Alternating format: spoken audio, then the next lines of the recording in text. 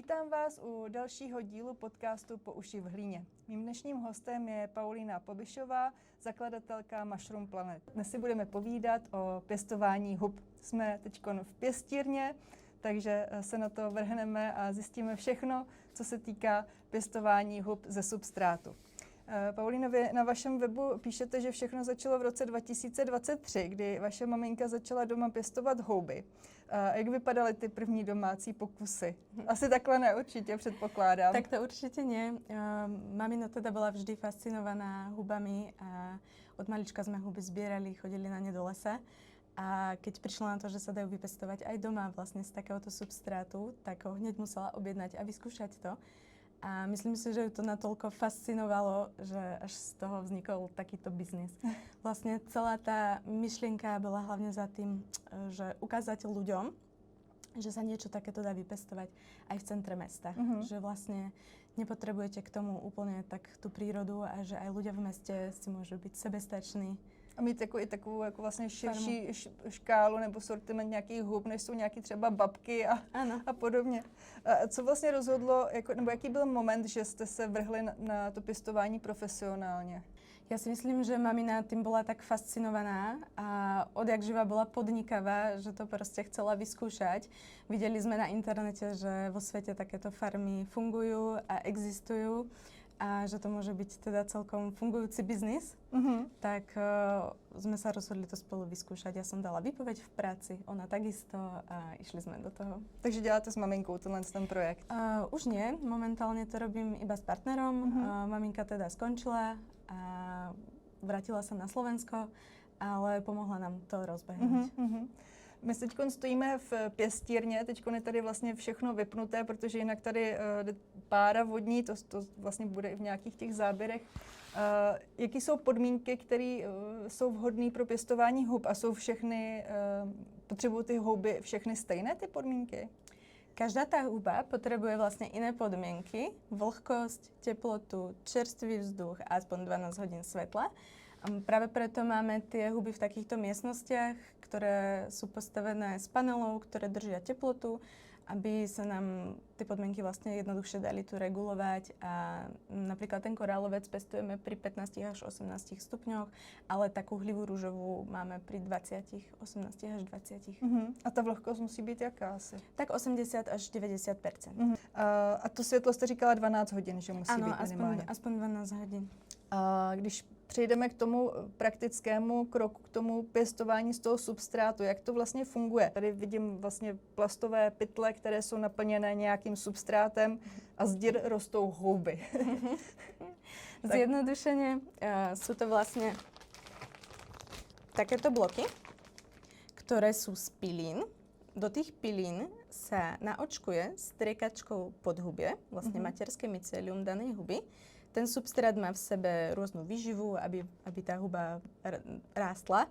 No a následne sa ten substrát nechá odležať, prerastie, potom sa nareže, dáte mu správne podmienky a huba vyrastie. Vlastne na základe tej vlhkosti, svetla.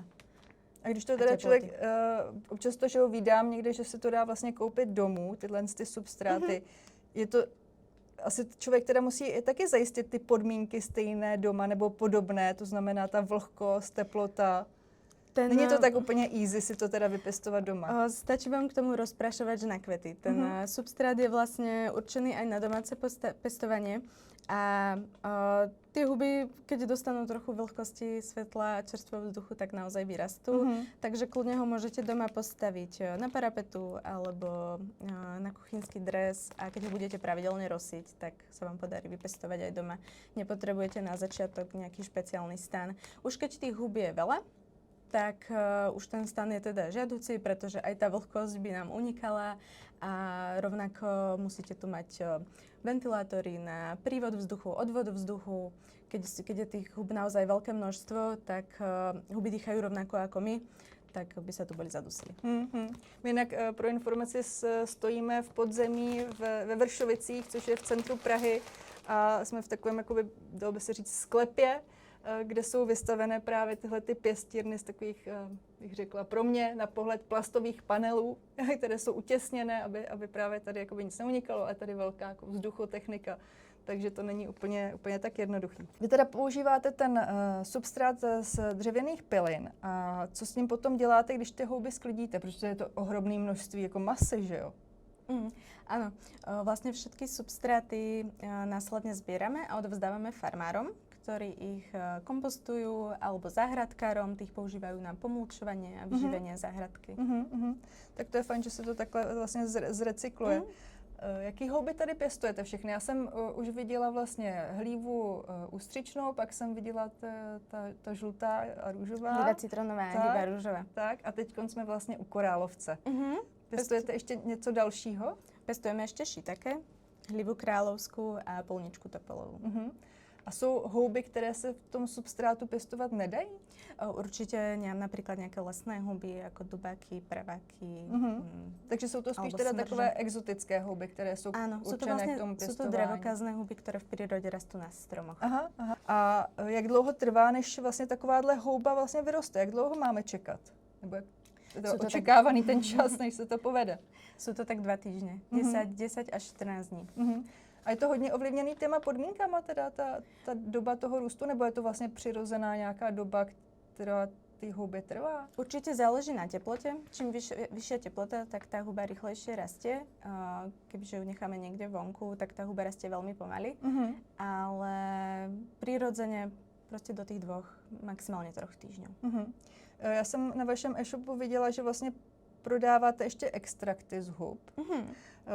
Vy o nich píšete, o těch houbách jako o superhrdinech, takže proč by se měl člověk, který se zajímá o zdraví, zajímat taky o houby, které zpracuje nebo které vlastně užívá jinak než jako jídlo? Jo? Co ty houby vlastně dokážou nahradit nebo co nám dokážou dát a co nám vlastně chybí?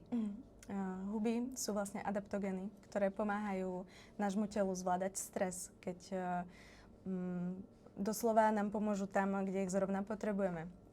Obsahujú obrovské množstvo prospešných látok pre telo. A napríklad aj huby v jedálničku nám ho vedia skvele obživiť tým, že nám nielenže dodajú skvelú umami chuť a takú plnú mesitú chuť, ktorá je veľmi vhodná napríklad aj pre vegetariánov ako náhrada mäsa, alebo naozaj len na to oživenie jedálničku, ale aj obrovské množstvo vitamínov a minerálov. A rovnako z húb vyrábame teda aj extrakty, pretože huby sa po 1000 rokov používajú v tradičnej medicíne a momentálne je okolo nich veľký boom, keďže ľudia prichádzajú na to, že naozaj im dokážu zvládať lepšie stres a hlavne v tej dnešnej uponáhlenej dobe. No a my teda konkrétne zatiaľ vyrábame extrakt z korálovca, ten je výborný na podporu mozgu, na sústredenie, kognitívne funkcie, žalúdok, je toho naozaj strašne veľa, čo tá huba dokáže. Jsem koukala, že i na spaní teda. Určite. Co tam píšete taky se spánkem? Určite dokáže pomôcť aj na lepší spánok. No a vlastne preto sa užíva ako extrakt, pretože je tam vyššia biologická dostupnosť tých látok. Huby obsahujú chytín, vlastne bunečnú stenu húb, ktorú my nie sme schopní stráviť. A keď ten korálovec zjeme, tak z neho v podstate nedostaneme do tela všetky tie prospešné látky, ktoré by sme chceli práve na ten mozog, na tú obnovu nervového faktoru, ako sa dostane vlastne do toho extraktu pomocou tej extrakcie. Či už môže byť vodná, alkoholová, alebo teda my extrakty vyrábame inovatívnou metodou a to pomocou ultrazvuku. Tak to je docela zajímavé, to bychom si někdy mohli taky natočit tu výrobu, tak někdy příště. Já určitě chci říct k těm houbám, já mám vlastní zkušenost teda s tím korálovcem, který jsem si objednala a moje dcera nejí houby. A já jsem ho udělala teda smažený, ten korálovec, a zrovna jsem nebyla doma, když jsem jí ten oběd přichystala a ona to snědla. A pak se mě teda ptala, co to bylo, že nebyla jako schopna to rozeznat. Ona je taková, jako, že jak je to jako něco divného, tak už to nechce. Ale snědla to a jako dobrý, no. Mně to teda jako hrozně chutnalo, ten korálovec, teda musím jako doporučit, že je chuťově fakt strašně dobrý. A jinak je to teda, jako, jak jste zmínila, tu umami chuť, vlastně to je nějaká ta 5. základní chuť, která dodává právě tomu jídlu takovou jako příchuť, že jo. Nahrazuje se to vlastně těma umělejma glutamátama, vlastně tady tahle přírodní chuť. ještě jsem se chtěla zeptat na poslední věc, protože spousta lidí, jak jste teda už před tím naším rozhovorem zmínila, že se spousta lidí těch hub bojí. Tak jestli mi k tomu můžete teda ještě něco jako doplnit nebo mi to zopakovat, protože mě osobně by to vůbec nenapadlo, že když si koupím houby z farmy, že tam může být něco jako špatně.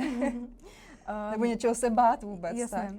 Veľa ľudí, ktorí tie naše huby nepoznajú, tak sú trochu ostražití, pretože napríklad ten korálovec je chlpatý, má taký zvláštny tvar, nevedia, ako to bude chutiť, ako ho upraviť, či to bude dobré, alebo zrovna tie farebné hlivy, prečo je žltá, prečo je ružová, sú to také bežné otázky, ale zas, keď to už tí ľudia ochutnajú, tak sa k nám vracajú a proste vedia, že tá hliva je oveľa lepšia ako tá, čo si kúpia niekde zo supermarketu v plaste vo vaničke.